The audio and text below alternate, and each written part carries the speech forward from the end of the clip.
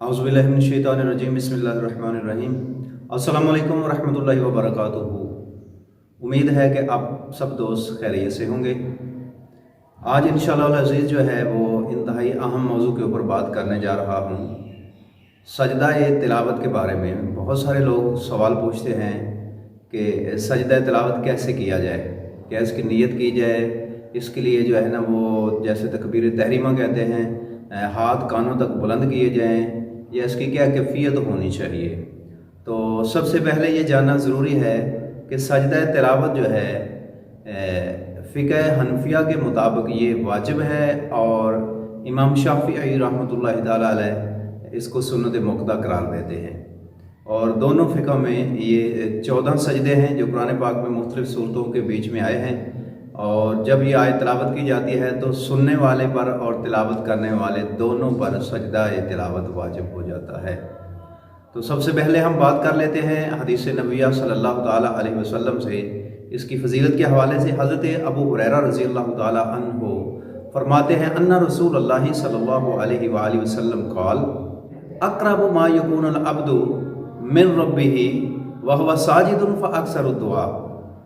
अल्लाह के नबी सल्लल्लाहु अलैहि वसल्लम ने इरशाद फरमाया कि बंदा अपने रब के करीब उस वक़्त ज़्यादा होता है जब वो सजदे की हालत में होता है। तो इसलिए सजदा अल्लाह को बहुत महबूब है। आकाए नामदार सल्लल्लाहु अलैहि वसल्लम ने फरमाया कि सजदे की हालत में जो है वो तुम अक्सर दुआ जो है वो अल्लाह से गिड़गिड़ा के मांगा करो, आजिज़ी के साथ, इनकिसारी के साथ, और दुआ में कसरत किया करो, क्योंकि अल्लाह सजदे की हालत में दुआ को कबूल फरमाता है। इसलिए सजदे की हालत में जो है ना आप सल्लल्लाहु अलैहि वसल्लम लंबी रात सजदा करते, और सजदे में कई बार रात गुजर जाती। तो अल्लाह ताला हमें भी तौफीक अता फरमाए कि हम ज़्यादा देर तक अल्लाह ताला की बारगाह में सजदा करें। और दूसरी बात कि सजदा लंबा करने से जो दिमाग की ताकत है उसमें इजाफा होता है, कुव्वत हाफ़ज़ा मजबूत होता है। इसलिए लंबे सजदे करने चाहिए, और अल्लाह को ये महबूब भी है। जैसा कि अल्लाह ताला ने कुरान पाक में भी इरशाद फरमाया, फसब्बिह बिहम्दि रब्बिका वकुम मिनस साजिदीन, सूरतुल हजर। उसके अंदर जो है ना अल्लाह तबारक व तआला ने इरशाद फरमाया कि अपने रब की तस्बीह बयान कीजिएगा और उसकी हम्दो सना कीजिएगा, वकुम मिनस साजिदीन, और सजदा करने वालों में शामिल हो जाइएगा। यानी सजदा करने वालों को अल्लाह महबूब करता है, उनसे मोहब्बत करता है, और उनको अपनी बारगाह में बुलंद दर्जे अता फरमाता है। लिहाजा सजदा जो है ये अल्लाह ताला की ज़ात को बड़ा महबूब है। और आक़ा दो जहाँ सल्लल्लाहु अलैहि वसल्लम को अल्लाह ने बाकायदा हुक्म दिया और फरमाया कि अपनी कौम को भी ये हुक्म दो, अपनी उम्मत को भी ये हुक्म दो कि वो भी मेरी बारगाह में सजदा रेज़ हो जाएं, मेरी इबादत करें, मेरी बंदगी करें। मैं ऐसे लोगों को बहुत ज़्यादा पसंद फरमाता हूँ। तो अब चलते हैं सजदा साहब के बारे में। आक़ा नामदार सल्लल्लाहु अलैहि वसल्लम का एक और फरमान सुनते हैं। फरमाया, अस्सजदा तो जो सजदा तिलावत होता है, अला मन समिआहा व अला मन तलाहा, जो कुरान पाक की तिलावत करता है उस पर भी वाजिब होता है, और जो इसको सुनता है उसके ऊपर भी वाजिब होता है। यानी सजदे की वजूब की दो कैफियत है। तो इसलिए सजदे जो है उसको समझना चाहिए कि किस अंदाज से जो है ना ये किया जाता है और किस तरह ये वाजिब होता है। अगर कोई आपके पास कुरान पढ़ रहा है और आयत सजदा उसने तिलावत कर दी तो आपके ऊपर वो सजदा वाजिब हो।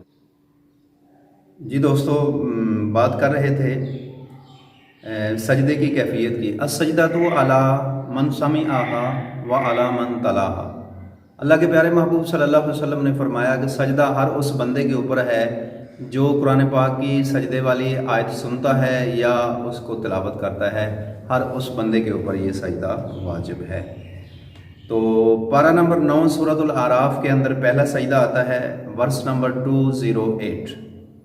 और पारा नंबर 13 के अंदर सूरह रात आयत नंबर 15 के अंदर जो है दूसरा सजदा है। और पारा नंबर 14 के अंदर सूरतुल नहल के अंदर उसकी आयत नंबर 50 है, ये तीसरा सजदा आता है। उसके चौथा सजदा पारा नंबर 15 में है, सूरह बनी इसराइल आयत नंबर 109 है। पांचवा सजदा जो है ये पारा नंबर 16 में है, सूरह मरियम है, वर्स नंबर 58 है। اور چھٹا سجدہ پارہ نمبر 17 میں ہے، سورۃ الحج ورس نمبر 18 ہے، اور ساتواں سجدہ جو ہے یہ پارہ نمبر 19 میں ہے، سورۃ الفرقان اور ورس نمبر 60 ہے۔ آٹھواں سجدہ جو ہے یہ پارہ نمبر 19 کے اندر ہے، سورۃ النمل ہے، ورس نمبر 26 ہے اس کی، اور نواں سجدہ پارہ نمبر 21 میں ہے، سورۃ السجدہ میں ہے، اور یہ ورس نمبر جو ہے 15 ہے۔ 10واں سجدہ جو ہے یہ پارہ نمبر 23 میں ہے، سورہ صاد ورس نمبر 24 کے اندر آتا ہے۔ 11واں سجدہ پارہ نمبر 25 میں ہے، سورہ حامیم سجدہ اور ورس نمبر 38 ہے اس کی۔ 12واں سجدہ جو ہے یہ 27ویں پارے میں آتا ہے، سورۃ النجم میں ہے اور ورس نمبر 62 ہے۔ 13واں سجدہ جو ہے یہ پارہ نمبر 30 میں، سورۃ الانشقاق اور ورس نمبر ہے اس کی 21، اور 14واں سجدہ پارہ نمبر 30 سورہ علق، اس کی ورس نمبر 19 ہے، جس کے اندر جو ہے نا یہ 14 سجدے جو ہے نا قرآن پاک کی مختلف صورتوں میں آتے ہیں۔ اب ہم نے دیکھنا ہے کہ اس کی کیفیت کیا ہے کہ یہ سجدہ تلاوت کیسے ادا کیا جاتا ہے۔ اگر آپ قرآن پاک پڑھ رہے ہیں اور وہاں پہ آپ نے سجدہ تلاوت کیا ہے، مصلی پہ بیٹھے ہیں، مسجد میں ہیں، گھر میں ہیں، تو اگر وہاں پہ وقت بھی ہے اور سجدہ کرنے کی جگہ موجود ہے تو آپ قرآن پاک کو بند کر کے فوراً جو ہے وہ سجدہ تلاوت جو ہے نا وہ ادا کر لیں۔ اس کی ادائیگی جو ہے وہ آپ نیت دل میں کر لیں، چاہے زبان پہ کر لیں کہ میں سجدہ تلاوت کی نیت کرتا ہوں اللہ کی رضا کے لیے، اور آپ اللہ اکبر کہہ کے سجدے میں چلے جائیں۔ 3 بار سبحان ربی الاعلیٰ، سبحان ربی الاعلیٰ، سبحان ربی الاعلیٰ کہنے کے بعد اللہ اکبر کہہ کے آپ واپس لوٹ آئیں۔ اس میں کھڑے ہونے کی یا سلام کہنے کی کوئی ضرورت نہیں ہے۔ اگر آپ کھڑے ہو کے سجدہ کرنا چاہتے ہیں تو بھی درست ہے، اس میں بھی کوئی مذائقہ نہیں ہے، لیکن اس میں جو ہے نا وہ اللہ اکبر کہہ کے تکبیر تحریمہ جیسے ہم اٹھا کے کانوں کو ہاتھوں تک بلند کرتے ہیں وہ ضرورت نہیں ہے، ہاتھ باندھنے کی ضرورت نہیں ہے، فقط اللہ اکبر کہیں اور آپ سجدے میں چلے جائیں۔ 3 بار جا کے وہاں پہ سبحان ربی الاعلیٰ جو ہے نا وہ پڑھ لیں، آپ کی طرف سے جو ہے وہ سجدہ تلاوت ادا ہو جائے گا۔ اگر آپ نے پورا قرآن پاک پڑھ لیا اور سجدہ کوئی نہیں کیا، آپ سمجھتے ہیں کہ میں آخر پہ جو ہے نا وہ سارے سجدے کر لوں گا، تو اس لحاظ سے جو ہے نا اکٹھے سجدے کر لینا یہ بھی درست ہے، لیکن اگر آپ اکیلے میں جو ہے نا وہ 1 بائی 1 کر کے سجدہ کرتے ہیں تو یہ زیادہ اولیٰ ہے، زیادہ بہتر طریقے سے جو ہے نا وہ اس کی ادائیگی ہے، کیونکہ سجدہ واجب ہو گیا ہے۔ تو بعض روایات میں آتا ہے کہ اس کو چھوڑنے والا گناہ گار نہیں ہوتا، اور بعض میں اس کی تاکید بھی آئی ہے۔ اور اگر امام کے پیچھے مقتدی ہیں اور امام نے سجدہ تلاوت والی آیت جو ہے نا وہ تلاوت کر دی ہے، تو اب کیا کرنا ہے، امام جو ہے وہ سجدے میں چلے جائے گا، مقتدی بھی اس کی اقتداء میں سجدے میں چلے جائیں گے اور سجدہ ادا کریں گے، کیونکہ نماز کے اندر جو قرآن پاک کی تلاوت کی جاتی ہے تو اس کا سجدہ بھی نماز میں ہی واجب ہے، وہ باہر اس کی ادائیگی ہو سکتی نہیں ہے۔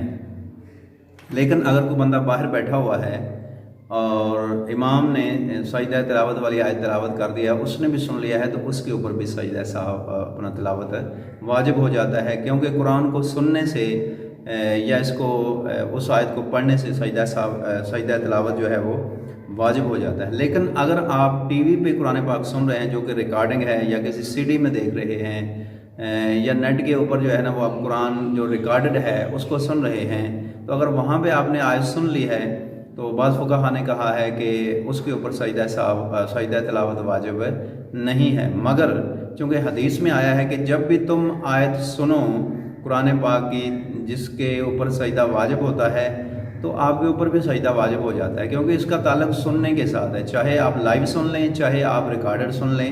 تو میرے حساب کے مطابق جو ہے نا وہ سننے سے اگر واجب ہے تو آپ کہیں سے بھی سن لیں تو آپ کے اوپر سجدہ تلاوت واجب ہو جاتا ہے۔ لیکن اگر آپ ایک مجلس میں بیٹھے ہوئے ہیں، ایک ہی جگہ پہ بیٹھ کے آپ نے ایک ہی صورت جو ہے نا جس میں سجدہ تلاوت والی آیت ہے بار بار اس کی تلاوت کر رہے ہیں ایک ہی جگہ پہ بیٹھ کے، تو پھر آپ کے اوپر اگر 100 بار بھی ایک مجلس میں بیٹھ کے آپ اس آیت کو پڑھتے ہیں تو ایک ہی سجدہ واجب ہوگا، اس کی ادائیگی سے آپ کے لیے جو ہے نا وہ کافی ہو جائے گا۔ لیکن اگر آپ ایک جگہ پہ اس صورت پڑھتے ہیں، پھر آپ جگہ چینج کر کے دوسری جگہ منتقل ہو جاتے ہیں، پھر تیسری جگہ پہ منتقل ہو جاتے ہیں، تو پھر آپ کے اوپر جتنی جگہیں بدلیں گے اتنی بار ایک ہی آیت کے پڑھنے سے سجدہ تلاوت واجب ہوگا، اتنی ہی بار اس کو آپ نے ادا کرنا ہوگا۔ ٹھیک ہے، تو یقیناً آپ نے اس کو سمجھ لیا ہوگا۔